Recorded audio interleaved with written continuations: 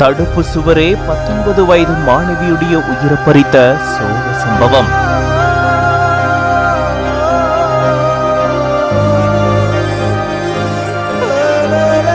இருசக்கர வாகனத்தை ஓட்டிட்டு வந்த கல்லூரி மாணவி தடுப்பு சுவர்ல மோதி உயிரிழந்த சம்பவம் பெரும் துயரத்தை ஏற்படுத்தியிருக்கு.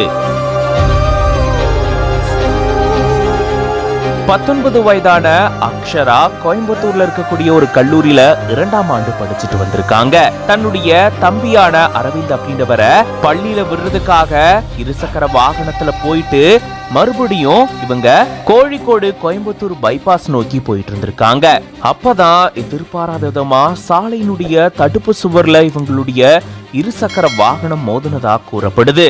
கண்டெய்னர் லாரி வரத பார்த்துட்டு அங்கிருந்து லாரிக்கு வழிவிட இவங்க முயற்சி செய்யும் போதுதான் கட்டுப்பாட்டை இழந்து இருசக்கர வாகனம் டிவைடர் மேல மோதி விபத்துக்குள்ளானதா கூறப்படுது.